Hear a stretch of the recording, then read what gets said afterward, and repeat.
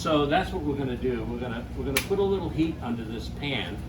I'm going to drop a little olive oil in it, and we're going to chop an onion, because that's what TV cooks do. And don't be stingy with this olive oil. This happens to be really good olive oil. People say, what oil do you use in your house? This is it. If I make popcorn, I use a little canola oil or something like that. But for the most part, the oil to use is olive oil. And I use extra virgin olive oil for it all. It has a low smoke point, so you can't use it to deep fry. But I don't deep fry much. Now everybody's got air fryers, right? So this is a nice big sweet onion.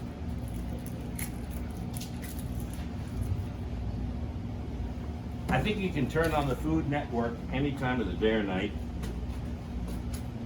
and there's somebody chopping an onion. And if you can't find it there, you can just go on Facebook and look for Jacques Pepin, who was a master cook, and the fastest onion chopper I've ever seen in my life. He really knows his kitchen stuff. But this, I don't want to get too fancy. I'm just going to chop it into sort of a rough chop. Get that started. I just want to soften these up.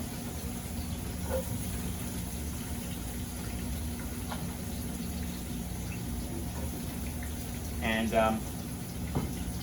the next ingredient is some celery.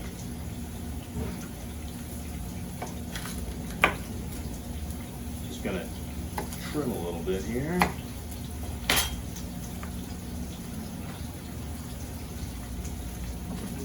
You know, in French cooking, they have a mirepoix, which is onions, carrots, and celery.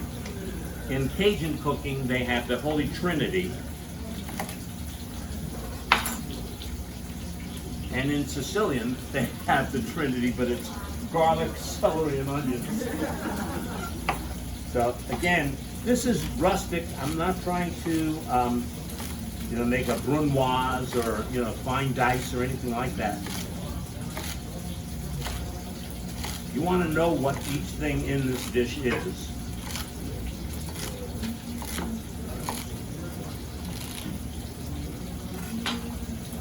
This is a dish that we start in the frying pan and finish in the oven.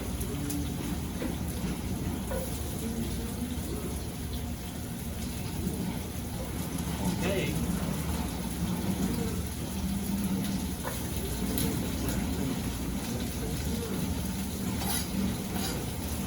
Well, I brought this out especially to show you that never throw these things away. This is where the flavor is in the celery.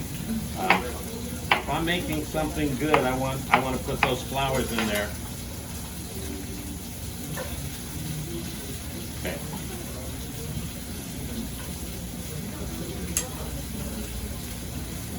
Sam, you know your building is tilting that way. I never knew that. I'm just saying. Can't believe her.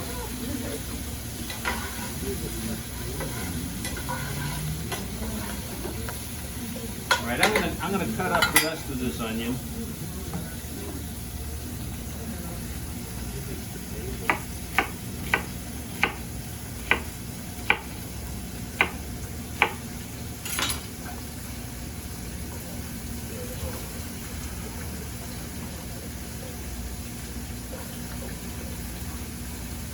My grandmother was the oldest of 8 daughters. Giovanni Bacci, Sicilian immigrant. He was a jack of all trades. He was a tailor. He was a carpenter. And when I talked to him about that one time, he said, it's really the same thing. He said, you're just getting little pieces and putting them together. And so but he was an amazing guy and taught all of his daughters how to be seamstresses. And but because my grand was the oldest, that meant, and we all lived like within a few blocks of each other in Brooklyn.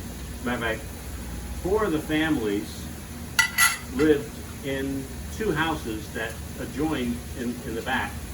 So my great-grandfather was here. His daughter Amelia, Rose was on the 2nd floor. Amelia was on the 3rd floor. My grandma owned this house. My Aunt Mildred was in the front. Her in-laws were in the front of that. And her son was in the basement. You know, so there was a lot of family around.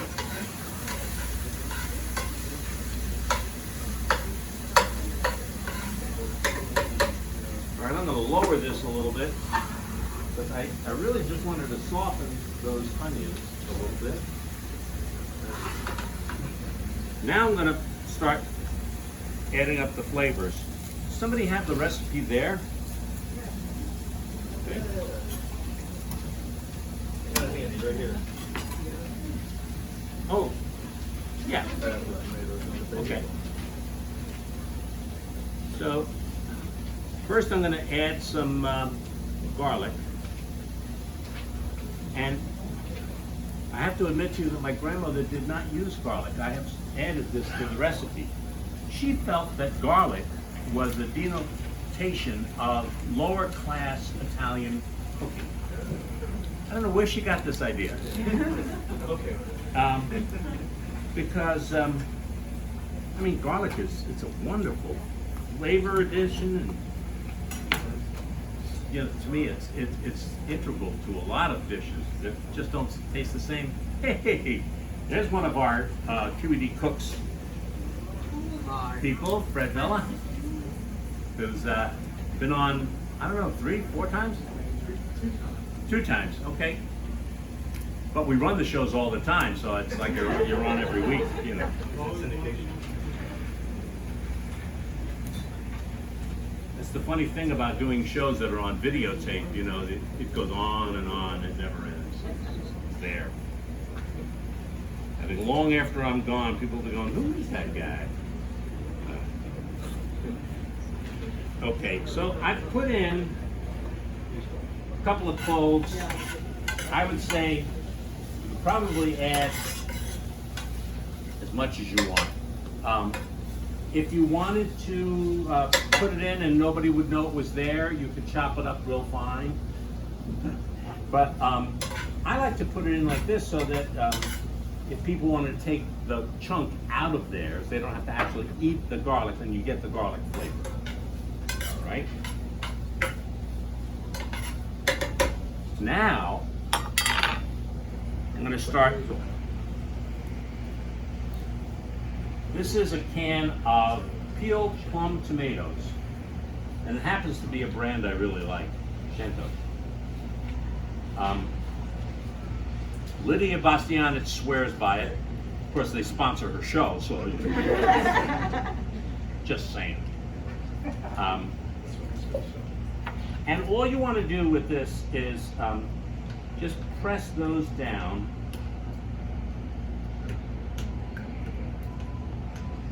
Get them squashed.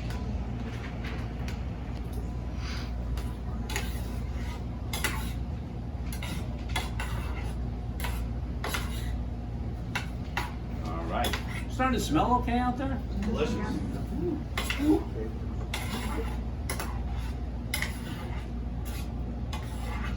All right.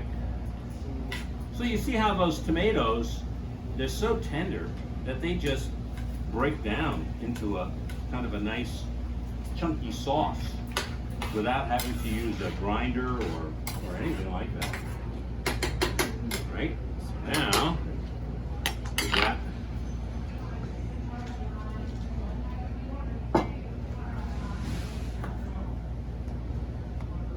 my grandmother used to just put sliced tomatoes into this, but I find that if you parboil them, they're a lot easier to deal with later on. Okay. When we get those potatoes,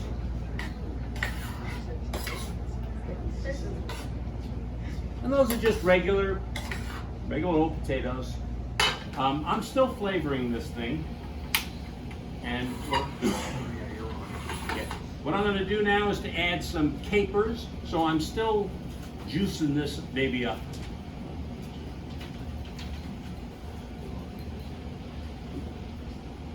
And these are, capers come a couple of ways. They come in brine and they come in salt. And I always like the ones in the brine. These are salty too, but not as much as those ones that are just like packed with salt. Same thing with anchovies, by the way. If you buy anchovies, you can buy them just like crusted in salt, or you can buy them in the regular cans. And that was another thing that we had every Christmas Eve: pasta with anchovies, pasta caliche we called it. And all it was a couple of cans of anchovies, some olive oil, and lots of parsley and black pepper. And then we would boil the pasta, not drain it completely, leave a little bit of that cooking liquid, and put that anchovy and parsley and pepper mixture in there and stir it up. And ooh, is that good. Matter of fact, now that I just said that, now I have to have that this Christmas too. So I guess it'll be the Feast of the Three Fish. It's all right. I see where this is going. All right, another flavor for this are some cracked green olives. And you could use any kind of olive, I suppose. It adds a certain flavor. Certainly it adds some salt to this dish, which we have not added any salt up to this point. But I happen to like these particular olives because they are heavily spiced. And so I don't have to add anything else much to this. I'm going to very roughly chop these. As a matter of fact, I'm just going to chop them in half.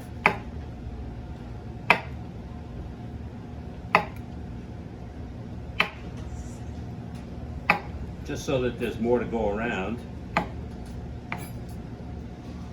That's the one with the herbs. Yes. Is that correct?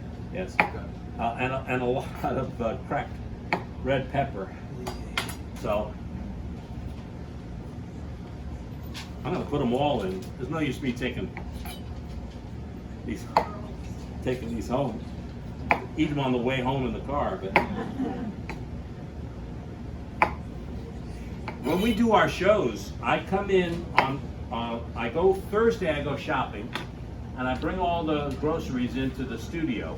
Then I come back on Friday, like at 8 o'clock in the morning, and I cook until 8 o'clock at night because I have to prepare dishes sometimes in several times because you need to have stages.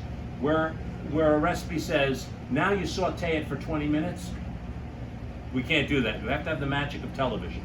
So you have to have all the ingredients to show how you put it together. Then you have to have one that's already 20 minutes cooked. And then you have to have a finishing.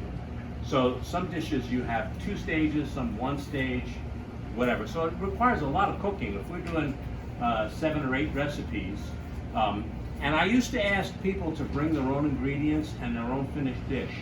And then I stopped that. And I realized that people don't understand what it takes to do a demo live on television. Fred knows, but a lot of people don't. And it is different than cooking at home, isn't it, Fred? Yes. Yeah. So what I do now is I tell people, bring your apron. That's it. No. Well, I had one woman who came on. She had some chicken dish that she made, and she's putting all these. She has all her ingredients and everything. She turns to me and we're not on yet. She goes, "Do you have any chicken?" I went, "Well, whoa. That's sort of Maine here. And so I had to change her order in the show and run somebody out to the store to get chicken. So I thought, I'm not doing that anymore, So now I've learned my lessons, and I now make everything the shop for it myself and make it the day before. And the problem with that is that the aromas leak out of the kitchen and go up through the building. And before 9:30, I don't want to miss any of this going. Okay. So before oh thanks. Before 9:30, people start to congregate at the kitchen. They go, "What are you making? Did you make enough? Can we have a sample?" So gets to be a little challenging. All right, we're getting real close to where this has got to just simmer or go in the oven.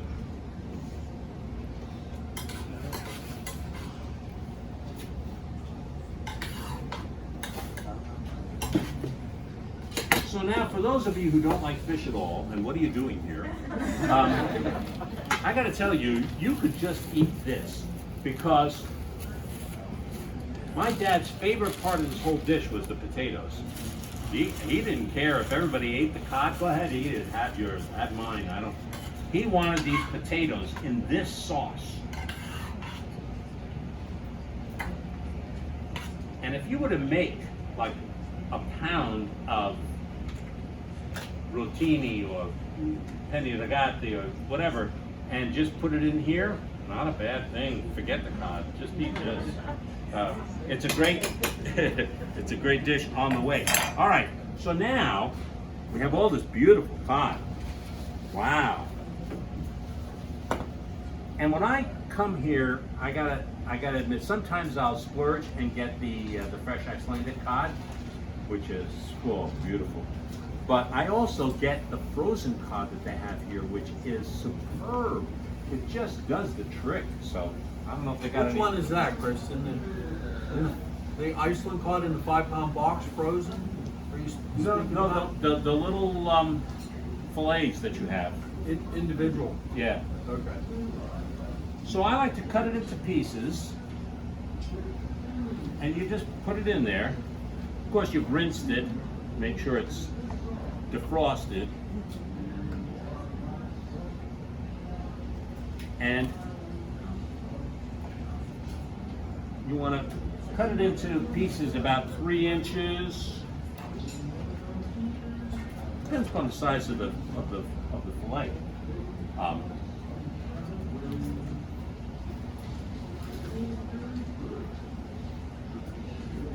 Chris, I have a question. Yeah, You know how stores will say previously frozen on the fish? yeah.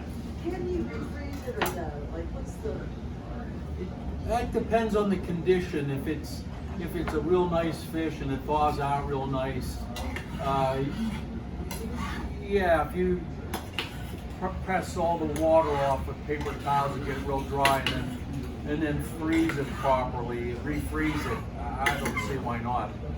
I've done it. I just you said it's just not something you should do. I didn't know. All right. I want to make sure I didn't forget anything here. We get, Handle it properly.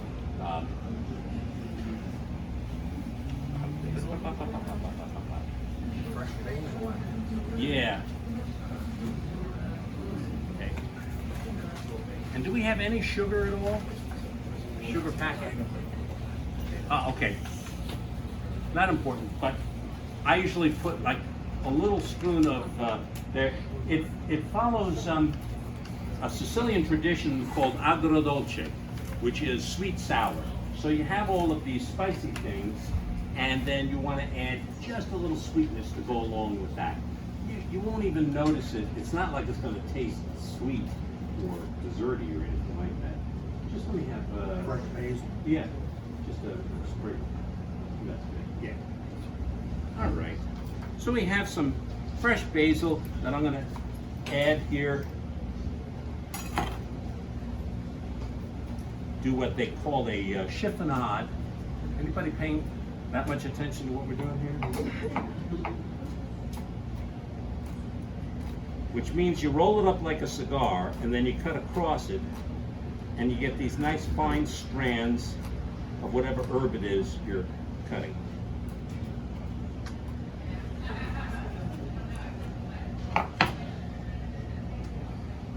Okay. So now, this would either go to a simmer on the back of your stove with the lid on, or you could put it in the oven for about Well, you want the fish to cook, so it's got to cook, and more importantly, if you haven't pre-cooked the potatoes, you want them to be nice and soft. So this would go until the potatoes are cooked, and there's two questions I always get. People always want to know, how long do you bake that? Well, until it's done. That's pretty much. The other question they ask is, how many does it serve? My answer to that is always, do you mean my brother? Because if my brother's there, it serves one. And he'll eat this whole pot of baccala. So I leave it up to you to look. I mean, I would say that this amount that we've made here in this pan would easily, if you have other things, especially if you're having 7 fishes, you know, there's at least 6 servings in here. So, you know, get a nice piece of cod and a piece of potato and some of that sauce, and that's a serving. That's plenty. Now,